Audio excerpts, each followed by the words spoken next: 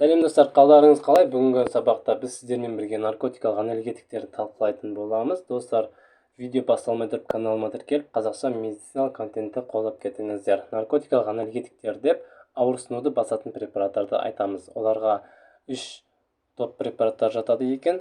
Опиоидті анальгетиктер, опиоидті емес, аралас әсерлі. Бүгінгі бірінші бөлімде опиоидті анальгетиктерді талқылаймыз. Оларға мына препараттар жатады: морфин, кодеин, трамадол, фенталин. Қазіргі таңда бұл препараттардың түрі өте көп. Сіздер бұл препараттарын қалай қолдану керек екен, әсер ету механизмін, негізгі мәнін білсеңіздер, сіздер бұл препараттарды жақсы үйреніп аласыздар. Морфин опиоидты рецепторларға әсер етеді. Эндорфиннің аналогы. Эндорфин дегеніміз не? Эндорфин ол біздің ағзамыздан бөлінетін бақыт гормоны. Оның негізгі қызметі ауырсынуды сезгізбеу. Мысалы, сіз қолыңызды кесіп немесе жарақаттап алғаннан кейін сіз белгілі бір уақытқа дейін ауырсынуды сезбейсіз. Ол эндорфиннің әсерінен. Мысалы, сізді ит тістеп алғаннан кейін аяғыңызды, сіз қашып кеткеннен кейін белгілі уақыттан кейін ғана ауырсыну сезесіз. Ол біздің түріміздің, жанымыздың сақталуы үшін керек екен. Тағы да эндорфиннің бір қызметі бар, ол тренировка істеген кезде. Тренировка істеген кезде осы эндорфин көп бөлінеді. Осы кезде жаңағы адам бір седация, бір күшті эффект алады осы эндорфиннің әсерінен.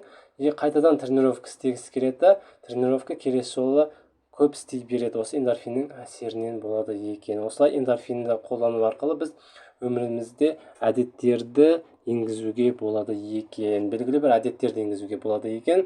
Морфин осы макс снотворный деген осы гүлдің, шөптің құрамында болады. Бұл гүлді қазіргі таңда өсіруге тыйым салынған, тек қана фармацевтикалық заводтарда ғана өсіреді осы морфин наркотикалық анальгетиктерді жасау үшін. Біздегі енді әсер ету механизмі қандай морфиннің? Жалпы, енді опиоид рецепторларға кішкене тоқталсақ, опиоид рецепторлар ағзадағы негізгі қызметі ауырсынуды реттеу. Олардың 4 түрі бар: му, дельта, каппа, ноцицепторлар. Осы рецепторлар арқылы біз ауырсынуды сезіп, ауырсынуды басып отырады екен. Осындай қызметі бар. Енді морфиннің әсер ету механизмін талқылайық. Сол кезде сіздерге осы рецептордың қызметі толық түсінікті болады екен. Пресинапста орналасқан опиоидты рецепторларды стимуляциялайды және кальций каналын жабады. Бізде ауырсыну болған кезде миға өте көп импульс келеді, былай қарай. Өте көп импульс келеді. Осы кезде кальций каналы не істейді? Ашылады. Кальций каналы ашылады, мына жердегі медиаторларды жарып жіберді осы везикуланың ішіне. Везикула жарылғаннан кейін мына жаққа не болады? Бізде көптеген медиаторлар шығады, рецепторларға әсер етіп, біз ауырсынуды сеземіз. Ал енді морфинді ағзаға енгізгеннен кейін осы пресинапста орналасқан опиоид рецепторды стимуляциялайды и кальций каналын жауып тастайды. Стимуляция болғаннан кейін өте көп не болады? Жаңағы тоқталады. Осы кальцийдің деңгейі түсіп кетеді екен.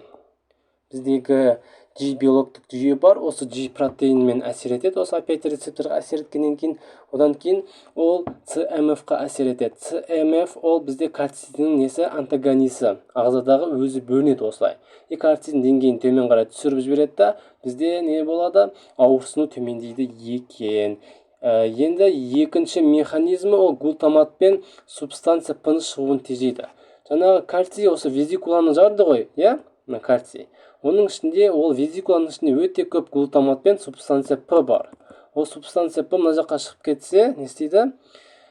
Ауырсыну күшейеді. Ауырсынуды күшейтіп жібереді. Сол үшін осы морфин осыны тежеп тастайды екен. Осы глутамат пен субстанция P шығуын тежеп тастайды. Осы кезде не болады? Ауырсыну тежеледі.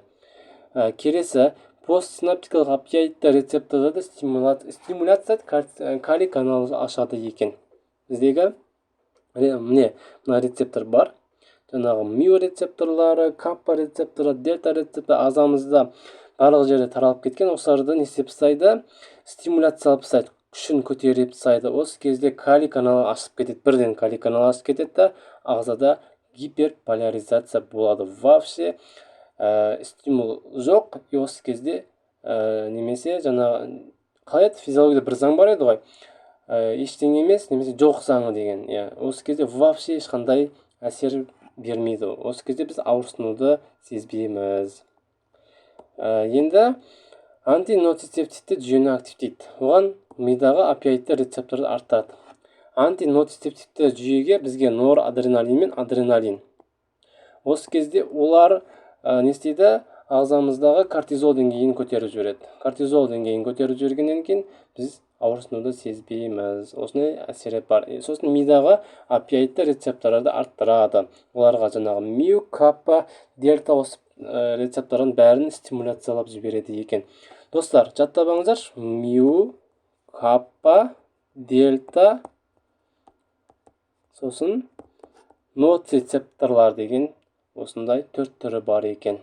Осыларды не істепсе күшін арттырып жібереді. Морфин деген препарат.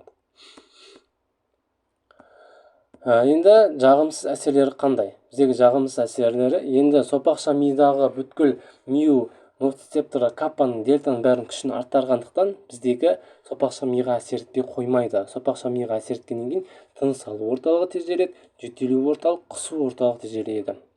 Осы кезде тыныс алу орталығы артып кеткен, тежеліп қалғандықтан, миу рецептор артып жаңағы тежеліп қалғандықтан науқас демала алмай қалады.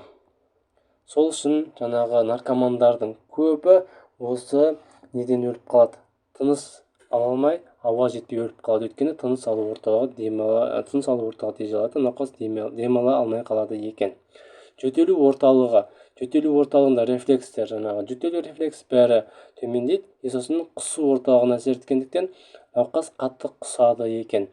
Осы наркотикалық анальгетиктердің негізгі жаңағы братишкаларын, аналогтарын осы жөтелу, қатты құрақ жөтел болғанда қолдануға болады екен.